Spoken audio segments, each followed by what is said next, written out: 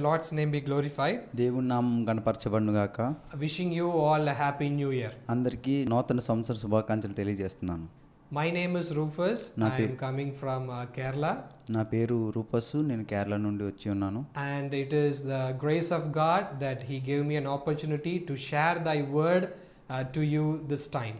చూడండి, దేవుని కృప ద్వారా ఇలా మీ మధ్యలో వాక్య భాగాన్ని బోధించడానికి దేవుడు నాకు అవకాశం కల్పించి ఉన్నాడు. When we turn back and see the days, the miraculous works of God, we cannot say we cannot continue our days without saying thanks. చూసినట్టయితే మనం వెనక్కి వెళ్ళి చూసినట్టయితే దేవుడు చేసిన ఈ యొక్క గొప్ప కార్యాలను బట్టి మనమైతే కృతజ్ఞతలు తెలియజేయలేము. And it is only by His grace that we are alive today and we are seeing this new day in this new year. చూడండి, దేవుని కృప ద్వారానే మనం జీవిస్తున్నాం, అలాగే ఈ యొక్క నూతన సంవత్సరంలో జీవిస్తున్నాం.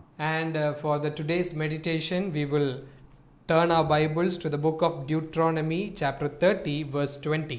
నీతిపదేశ కాండము 30:20 అధ్యాయాన్ని మనం చదువుకుందాం.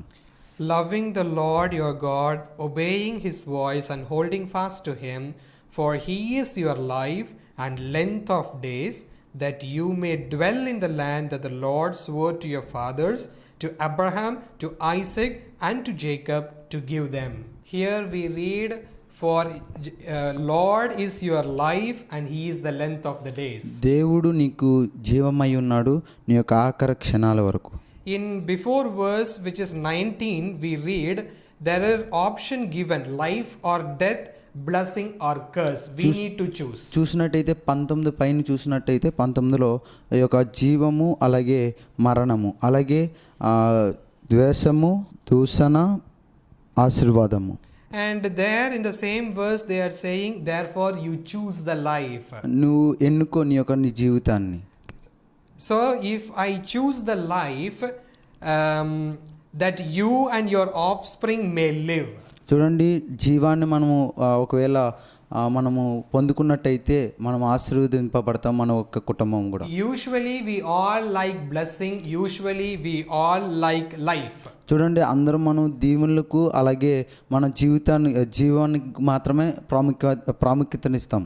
So we all love and we like that Jesus must be my life, and we also like that our days need to be lengthened. చూడండి, అందరూ కూడా ఆలోచించేది ఏంటంటే మన జీవితంలో ఇంకా ఎక్కువగా ఆత్మీయంగా బ్రతకాలని, మంచి జీవితాన్ని బ్రతకాలని అనుకుంటూ ఉంటాం. So whenever the Bible says about some blessings, we need to follow something in order to attain or achieve that blessing. చూడండి, మనకు ఆశీర్వాదాలు కావాలంటే కనుక మనము అది వెంబడిస్తేనే మనకు ఆశీర్వాదాలు వస్తాయి. In the same chapter, in the same verse 20, there are 3 points given.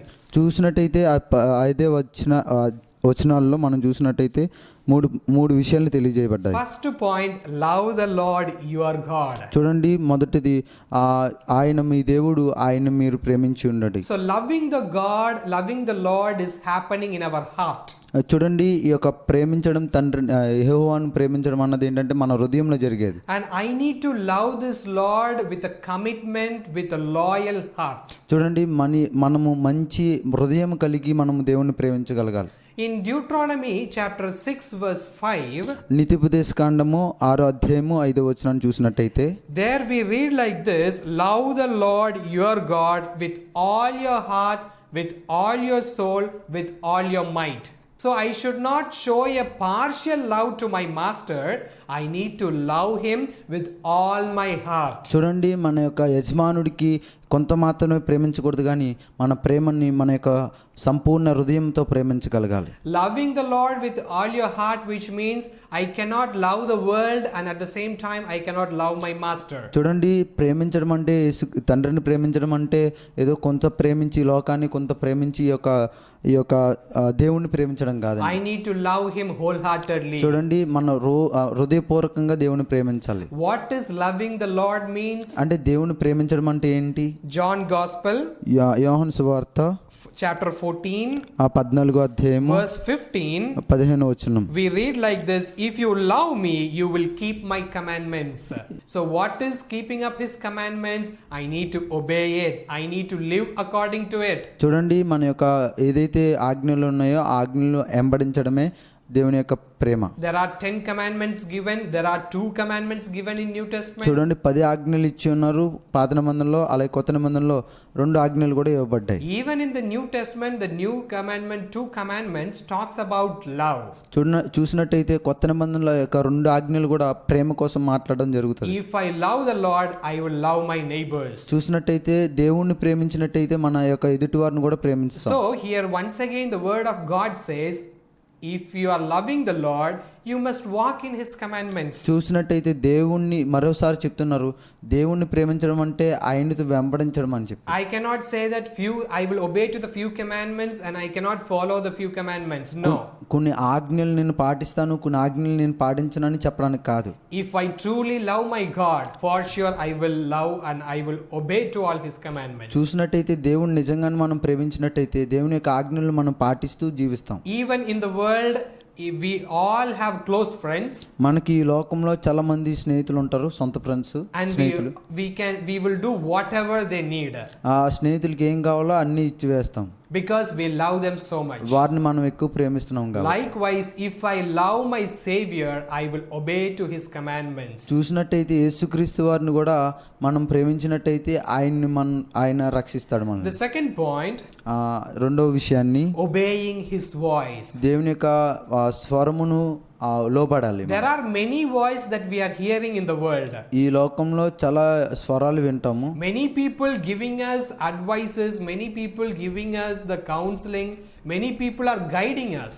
చాలా మంది మనకి కౌన్సిలింగ్ ఇస్తారు, చాలా మంది కొన్ని మాటలు మంచి మాటలు చెప్తూ ఉంటారు, ఇలా ఉండాలి అలాగ ఉండాలని చెప్తూ ఉంటారు. Many things are good and many things are not good. కొన్ని విషయాలు మంచివి ఉంటాయి, కొన్ని విషయాలు చెడ్డవి ఉంటాయి. But only one voice is permanent and that voice will guide us in the path of righteousness. That is the voice of Lord Jesus Christ. చూసినట్టయితే ఒక స్వరం మాత్రమే మనల్ని మంచి మార్గంలో నడిపిస్తుంది. ఆ వాయిస్ ఆ స్వరం ఏంటంటే యేసుక్రీస్తు వారి స్వరం మాత్రమే. Obeying to the Lord's voice means to hear his voice and to respond to the Lord's voice. లోబడ్డం ఆ దేవుని యొక్క స్వరం అంటే దేవుని యొక్క ఆజ్ఞలను మనం గ్రహించుకోవడం. In 1 Samuel chapter 15, మొదటి సాముయేలు 15వ అధ్యాయము verse 22 says like this, 22వ వచనం ఇలా తెలియజేస్తుంది, to obey is better than sacrifice.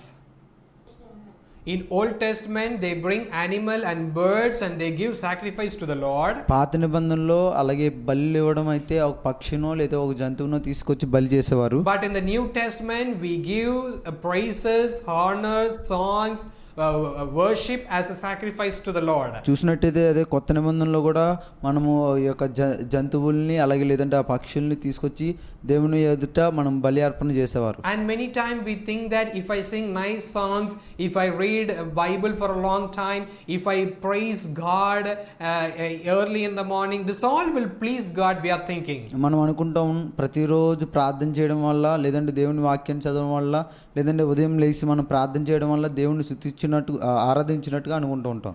But one thing we need to understand, ఒక విషయాన్ని మనం అర్థం చేసుకోగలగాలి. God loves all these things. దేవుడు ఇవన్నిటిని ప్రేమిస్తాడు. But more than that he loves obedience. మనము ఆయన దగ్గర లోబడ్డం ఆయన ఎక్కువగా ప్రేమిస్తాడు. మన Obedience to what? Obeying to his words. So ఏంటి మనము తగ్గించుకోవడం వినడం అంటే ఏంటంటే దేవుని యొక్క స్వరాన్ని వినడం. In the book of James chapter 1 verse 22 we read like this, యాకోబు రాసిన పత్రిక 1వ అధ్యాయం 22వ వచనం చూసినట్టయితే, be doers of the words and not hearers only. Yes, I should not be a believer of only hearing the Lord's word all the time. చూడండి, మనం విశ్వాసులుగా ఎప్పుడు వింటూనే ఉండకూడదు. I need to start practicing to apply in my daily life. మనము ఆ విధంగా పాటించడానికి మనం ట్రై చేస్తాం. All of the sudden you cannot change everything. అన్నీ ఒకసారి జరిగిపోవు. But if you seek the help of Holy Spirit each and every day, if you try, God will surely help you to obey his words. నీవు పరిశుద్ధాత్మ దేవుని సాయం కోరినట్టయితే పరిశుద్ధాత్మ దేవుడు ప్రతిరోజు నిన్ను మంచి మార్గంలో నడిపిస్తాడు. Because God loves obedience than sacrifice. ఎవరైతే తగ్గించుకొని ఉంటారో వారిని దేవుడు ప్రేమిస్తూ ఉంటాడు. That's what we receive from the example from the life of Abraham. మనము అబ్రహాం జీవితాన్ని చూసినట్టు చూసినట్టయితే God called Abraham in Genesis chapter 12. మనము అబ్రహాంని ఆదికాండము 12వ వచనంలో చూసినట్టయితే అబ్రహాముని పిలిచినట్టు He చూస్తుంటాం. blindly obeyed to the voice of the Lord. గుడ్డిగా ఆ అబ్రహాము దేవుని యొక్క స్వరాన్ని విన్నాడు. He did not ask any questions. ఏమీ అడగలేదు, ఏమీ He answer. just obeyed and start walking. దేవుణ్ణి వెంబడించడం మాత్రమే. And when he started obeying to the word of God, God gave promises, God made covenant, and that's why we call him the father of faith. దేవుని మాట విని ఆయన వెనకాల వెళ్ళడం వల్ల అందుకే మనం అందరం ఏమని పిలుస్తున్నామంటే ఆయన విశ్వాసులకు తండ్రి అని పిలుస్తున్నాం. Even the partial obedience is also considered as disobedience. ఒకవేళ విశ్వాసం అంటే కొంత విని కొంత వెనకపోవడం వల్ల కూడా మనం విశ్వాసంలో తక్కువైపోతాం. Many times with easy verses we are applying in our life. కొన్ని విషయాలు చిన్న విషయాలు మనం మన జీవితంలో చేసుకుంటూ ఉంటాం. But the toughest things, we cannot say it is toughest thing, but we consider it as tough and we are neglecting it. చూడండి, అది మనకు కష్టం అనిపించుకొని అది పక్కన పెట్టేస్తూ ఉంటాం If కొన్నిసార్లు. the Lord's word is saying you to forgive others, you need to forgive others. చూడండి, దేవుని వాక్యం చెప్తుంది నీ ఎదుటి వారిని క్షమించమని అంటే క్షమించాలి. If the Lord's word is asking us to humble ourselves, we need to humble ourselves. చూసినట్టయితే దేవుని యొక్క ఆ వాక్యం తగ్గించుకొని ఉండమంటే కనుక తగ్గించుకొని ఉండాలి మనం. If Lord's word is asking us to make peace with one another, we need to make peace with one another. దేవుని వాక్యం ఏం చెప్తుందంటే కొన్నిసార్లు నువ్వు సమాధానం కలిగి ఉండాలి, అలాగే ఎదుటి కూడా మీరు సమాధానం కలిగి ఉండాలని అంటూ ఉంటది. The Lord's word came to David, he asked forgiveness before the presence of the Lord. చూసినట్టయితే దావీదు తన జీవితంలో ఎదుట ఆయన క్షమాపణ కోరుకునే విషయంలో ఆయన ఈ దేవుని ఎదుటికి వెళ్ళి క్షమాపణ కోరుకున్నాడు. Oh, even when God is pointing out of our sins, we need to ask forgiveness immediately in the presence of the Lord. మనం పాపం చేసి దొరికినట్టయితే మనం దేవుని ఎదుట మనం ఏం చేయాలంటే క్షమాపణ కోరుకోవాలి. Because our God, the master whom we worship, is the God who is ready to forgive us. మనము ఎవరైతే ఆరాధిస్తున్నామో ఆయన మనల్ని క్షమించే దేవుడు. So just don't think about the past and the past years. మనకు మునుపటి జరిగినవి లేదంటే మునుపటి సంవత్సరాలు జరిగినవి మీరు గుర్తు చేసుకోకండి. Don't think that everything came to an end. ఇవన్నీ ఒక దినానికి ఆఖరికి వచ్చినాయి అనుకోకండి. Don't think that God will never forgive you. దేవుడిని మిమ్మల్ని ఎప్పటికీ క్షమించడు అనుకోకండి. Oh, the living God is ready to forgive you when you confess your sins before the presence of the Lord. జీవిస్తున్న తండ్రి అయిన దేవుడు మనల్ని క్షమిస్తాడు, ఆయన మనల్ని మంచి మార్గంలో నడిపిస్తాడు. When you surrender your life by saying that Holy Spirit, please help me to obey thy words, for sure he will help you to obey all his commandments. చూడండి, పరిశుద్ధాత్మని సాయం కోరినట్టయితే పరిశుద్ధాత్మ దేవుడు మనకు సాయం చేసి దేవుని యొక్క ఆజ్ఞలు మనం గ్రహించుకొనుటకు ఆయన సాయం చేస్తూ ఉంటాడు. The third thing, మూడో విషయము holding fast to him. చూడండి, ఆయన్ని అత్తుకొని ఉండడం. So first we saw that love the Lord your God so that God will be your life and he will be the length of the days. చూడండి, దేవుణ్ణి ప్రేమించండి, దేవుడు మనకి ఆఖరి క్షణాల వరకు ఆయన మనకు తోడు ఉంటాడు. Second we saw that by obeying his voice, God will be my life and he will be the length of the days. దేవుని యొక్క స్వరం వినండి, ఆయన ఆఖరి వరకు మనతో మన జీవితాంతం ఉంటాడు. And third thing, holding fast to him. మూడో విషయం ఏంటంటే దేవుణ్ణి అత్తుకొని ఉండడం. So from this day I need to hold, I need to depend, I need to cling on to the Lord. ఈ రోజు నుండి మనం ఏం చేయాలంటే తండ్రిని అత్తుకుంటూ దేవుని దగ్గరికి వెళ్తూ దేవునితో ఉండాలి. What we read in Joshua chapter 23 verse 8. యెహోషువ 23:8. Verse 8 we read, "But you shall cling to the Lord your God just as you have done to this day." Yeah, so from the beginning till now you would have cling to the Lord. దేవుని అత్తుకొని ముందు నుండి ఇప్పటి వరకు దేవుని అత్తుకొని ఉండొచ్చు. In some cases we would have lost the clings. ఆ యొక్క అత్తుకోవడం అన్నది విడిచిపెట్టి ఉండొచ్చు కొన్నిసార్లు. Some people are vice versa. ఒకవేళ ఆలోచించడానికి వేరేగా ఉండొచ్చు. Some people are vice versa, which means some people when they were in low in state, they kept more faith on Lord. కొన్నిసార్లు ఒకవేళ విశ్వాసం తక్కువ ఉన్నట్టే వాళ్ళు దేవుడిని అత్తుకోవడం చూస్తుంటారు. They depended on Lord. దేవుని మీద ఆధారపడుతూ ఉంటారు. But when they got all success, when they got little high in the society, sometimes there is a lack in faith.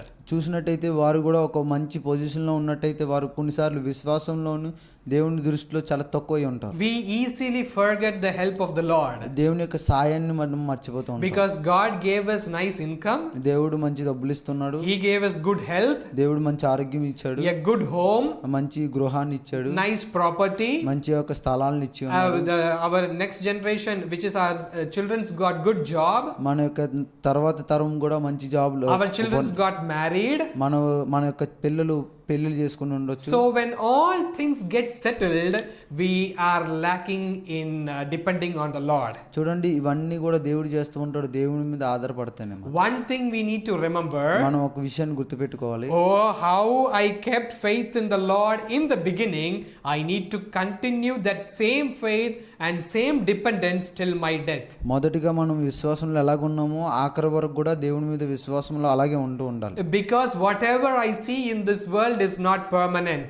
ఇది ఈ లోకంలో మనం ఏమైతే చూస్తున్నామో ఇవన్నీ శాశ్వతమైనవి. All the humans are not permanent. ఈ యొక్క మనుషులందరూ మనకి శాశ్వతమైన వారు. Whatever the situation that you are going through is not permanent. మనం మన ఎదుట ఏ అయితే కష్టాలు వెళ్తున్నాయో అవి అయితే మన శాశ్వతమైనవి కాదు. The only permanent one in this world is our Lord Jesus Christ. దేవుడు మాత్రమే శాశ్వతంగా మనతో పాటు. So I need to depend on Him in all my situations. మనం ప్రతి పరిస్థితుల్లో కూడా దేవుని మీద ఆధారపడుతూ ఉండాలి. When I am in low, when I am in high, I need to praise God, I need to depend Him. చూడండి, కిందున్నా పైనున్నా కానీ దేవుని మీదే ఆధారపడాలి మనం. Because He is the one who called me. ఆయన మాత్రమే మనల్ని పిలిచి ఉన్నాడు. He is the one who chosen me. ఆయనే మనల్ని ఎన్నుకొని ఉన్నాడు. He is the one who died for me in the cross of Calvary. ఆయన మాత్రమే సిలువలో యాగమై ఉన్నాడు. No one came to cleanse away my sin. No one came to cleanse my sin. ఎవరు మన యొక్క పాపమును క్షమించలేరు. No one was ready to die on behalf of me. ఎవరు మన కోసం మరణించలేరు. But only Lord Jesus Christ came into this world. యేసుక్రీస్తు వారు ఈ లోకానికి వచ్చి He ఉన్నారు. lived as how we live. మనం ఎలాగ జీవించామో ఆయన కూడా అలాగే జీవించి ఉన్నారు. He went through troubles and temptations. ఆయన కూడా ఈ యొక్క శోధనలోకి ఇబ్బందుల్లోకి వెళ్ళి ఉన్నాడు. He obeyed his father. దేవుని యొక్క మాటలను చేసి ఉన్నాడు. He took the cross on behalf of you and me. చూడండి, నీ కోసం నా కోసం ఆయన సిలువ యాగమయ్యాడు. He took all the curse. నీ యొక్క దోషణ మాటలను ఆయన పట్టుకొని ఉన్నాడు. And He gave us the blessings. దేవుడు ఆశీర్వాదాలను And ఇచ్చాడు. whoever believes in this Jesus, ఎవరైతే దేవుణ్ణి నమ్ముతున్నారో they are saved. వారు రక్షించబడిన వారు. And without salvation, రక్షించబడకుండా we cannot enter into the eternal kingdom. రక్షించబడకుండా మనం పరలోక రాజ్యానికి వెళ్ళలేము. So in the world, in the eternity, only God can be with us.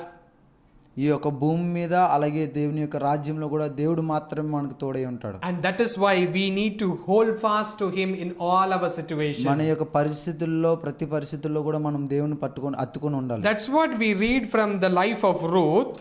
ఈ యొక్క రూతును మనం చూసినట్టు రూతు యొక్క జీవితాన్ని చూసినట్టయితే, When she saw the life of Naomi, నహోమి యొక్క జీవితాన్ని చూసినప్పుడు she was able to come to know about this Jehovah. ఆ యొక్క నహోమి యొక్క ఆరాధిస్తున్న దేవుడు యెహోవాను చూడాలనుకుంది, తెలుసుకోవాలనుకుంది. And after knowing the Lord, she says the statement, wherever you go, I go. Where you live, I live. And your people, my people. చూసినట్టయితే ఆ యొక్క Ruth కూడా తన యొక్క క్రియలను చూసి, నహోమి యొక్క క్రియలు చూసి రూతు ఏం చెప్తుందంటే, నీ దేవుడే నా దేవుడు, నువ్వు ఎక్కడ ఉంటావో నేను అక్కడ ఉంటాను, నువ్వు ఎక్కడికి వెళ్తావో నేను అక్కడికి వస్తానని చెప్పి రూతు అమ్మగారు కూడా చెప్తూ ఉంటారు. That we are reading in Ruth chapter 1 verse 16. Ruth 1:16 చూద్దాం. Where you go, I will go. Where you lodge, I will lodge. Your people shall be my people, and your God is my God. So she came to know very clearly that if I go back, there is no hope, there is nothing for me.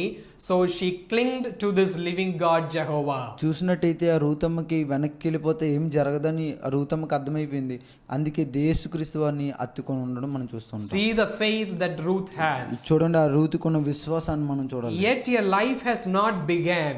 ఒక జీవితం ఆఖరిగా రాలేదు. Husband passed away. ఆ యొక్క భర్త చనిపోయి ఉన్నాడు. And the father-in-law passed away. వారి యొక్క మామయ్య గారు చనిపోయి ఉన్నారు. And husband's brother also passed away. ఆ యొక్క భర్త యొక్క సహోదరుడు కూడా చనిపోయి There ఉన్నారు. is no men in the family. ఆ ఇంట్లో ఎవరు మగవాళ్ళు లేరు.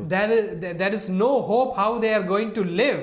ఎలా జీవించాలో అది ఏ ఆదరణ లేదు వారికి. But she knows one thing. ఒక విషయం వారికి తెలుసు. The Lord whom Naomi worships is the true God, and only He can give them a new beginning. చూడండి, ఆ నహోమి ఏదైతే ఆరాధించారో యెహోవాను, ఆ యొక్క ఆయన్ని కూసం తెలుసుకున్నది కాబట్టి ఆ రూతమ్మ కూడా ఉన్నట్టు And that is why she was able to say that your God will be my God.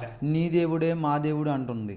So to the believers, to the brothers and sisters, those who are hearing us, ఈ యొక్క సహోదరులు సహోదరాళ్ళు అలాగే దేవుని యొక్క విశ్వాసులు కూడా వింటున్నవారు, at this time I want to say you something. మీకు ఒక విషయాన్ని తెలియజేయబోతున్నాను. Whatever the situation may be, ఏ యొక్క పరిస్థితిలో ఉండొచ్చు, whatever the troubles that you go through, ఏ కష్టంలో ఉండొచ్చు, there may be ups and downs in life, మీ జీవితంలో కింద మీద ఉండొచ్చు, but one thing you need to be very strong in it. మీ విషయంలో మాత్రం చాలా గట్టిగా That ఉండాలి. is, the Lord Jesus Christ is permanent, and only I need to depend only on Him. దేవుడు ఆయన ఆశ్చర్యకరుడు, మనం ఆయన మీద మాత్రమే ఆధారపడాలి. So if I follow these 3 points, ఈ యొక్క 3 విషయాలు మనం వెంబడించినట్టయితే, then the promises is fulfilling, the blessing is fulfilling in my life. చూడండి, ఈ విషయాలు ఆశీర్వాదాలు మన జీవితంలో జరిగిపోతుంది. Also in New Testament, John Gospel chapter 15 verse 4, we read, మనము యోహాను సువార్త 15వ అధ్యాయము 4వ వచనాన్ని చూసినట్టయితే, there we read, abide in me and I in you. So whoever believes in the Lord, whoever depends in the Lord, for sure God is also on their side. ఎవరైతే దేవుని దగ్గర నించుంటారో వారి చోట ఆయన కూడా ఉంటాడు. And this word is not a simple poetic lines or a simple lines. This is the word of God, where He is faithful to fulfill His promises. ఏదో మామూలుగా రాశారు, ఎవరైతే రాశారో ఈ యొక్క బైబిల్ని వారు మామూలుగా రాయలేదు. So whatever situation maybe you would have come through, ఏ ఇబ్బందులో మీరు వచ్చి ఉన్నారు, but one thing is sure, ఒక విషయం మాత్రం నిజం, God is gonna change everything into new. చూడండి, దేవుడు కొత్తగా మార్చబోతున్నాడు ఏదైనా కానీ. And that's what we read in Deuteronomy 30:20. చూసినట్టయితే ఆ యొక్క Where we read, for He is your life and length of days. చూడండి, ఆయన మనకు జీవమై ఉన్నాడు ఆఖరి క్షణాల వరకు. My life is not a permanent one, మన జీవితం అది శాశ్వతమైనది but కాదు. the life what God has given to us is permanent. చూడండి, దేవుడు ఇచ్చే జీవితం ఏంటంటే శాశ్వతమైనది. Because Jesus Himself is the life. దేవుడే మనకి జీవమై ఉన్నాడు. If Jesus want to be my life, దేవుడు మనలో ఉండాలంటే, if my days need to be in a lengthened days, దేవుని యొక్క మన యొక్క జీవితంలో ఇంకా ఆఖరి వరకు ఉండాలంటే, which means if I need to get the length of days, మనకి ఎక్కువ రోజులు మనకు కావాలంటే, I need to keep up this 3 point in my spiritual life. మన ఆత్మీయ జీవితంలో ఈ యొక్క 3 పాయింట్లు ప్రాముఖ్యంగా ఉండాలి. We cannot do this with our physical strength. మన యొక్క శారీరకంగా మనం చేయలేము ఈ విషయాల్ని. Today is the day. Commit your life into the hands of the Lord. చూడండి, ఈ రోజు మంచి రోజు, మీరు దేవుని దగ్గర అడిగి ఉండండి. అలా Seek His help. దేవుణ్ణి అడిగితే మీరు హెల్ప్ చేస్తాడు, సాయం చేస్తాడు. God will help you not only for this 2026. దేవుడు ఈ యొక్క 2026లోనే కాదు, until the death He will help you to keep up this 3 points. చూడండి, మీరు మరణించేంత వరకు ఈ 3 పాయింట్స్ ను, ఈ యొక్క 3 వాక్య భాగాలను కూడా మిమ్మల్ని ఆత్మీయంగా నడిపిస్తూ ఉంటారు. I say all the blessings to the people, those who are hearing our message. నా యొక్క వాక్య భాగాన్ని వింటున్న ప్రతి ఒక్కరికి దేవుని యొక్క దీవెనలు ఇస్తున్నాను. May God help you all and guide you and protect you. దేవుడు మిమ్మల్ని అందరినీ ఆదరిస్తాడు, అలాగే మిమ్మల్ని సాయం చేస్తాడు, మంచి మార్గంలో నడిపిస్తాడు. And may this Lord be your life, and through Him let your length of days get extended. చూడండి, ఆ దేవుని ద్వారా మన జీవితాంతము దేవుడు మనల్ని ఆత్మీయంగా నడుపుతూ ఉంటాడు. May His name alone be glorified. దేవుని నామం మాత్రమే కనపరచబడు. Thank you for Thy word, Lord Master. Lord, as we meditated, help us to love the Lord with all our heart. Help us to obey Your voice, Lord Master, and help us to hold upon the Lord Jesus Christ in our days to come. Lord, let all the past may go away, and in the future days, Lord, help us to walk in the path of righteousness. May all the curse, may all the downward things, may all the negative things, may all the disease, let everything turn into blessings in the days to come, Lord. We believe in You. We keep our faith in You, Lord Master. Protect each and every one of the people, those who are listening to thy word. Yes, Lord. Give the peace and give the joy in their hearts of the people, Lord Master. Use them mightily. Let the house be filled with the joy of Holy Spirit. Let the income stay in their house, Lord Father. Let the job what they do and wherever they work, may the presence of God, may the guidance of God be with them, Lord Jesus. Thank you for hearing our prayers, humbling ourselves before thy presence. We pray everything in the most precious name of our Lord and Savior Jesus Christ. Amen. Once again, wishing you all happy new year. నేను మరోసారి తెలియజేస్తున్నాను నూతన సంవత్సరం శుభాకాంక్షలు. God bless you. అందరికీ దేవుని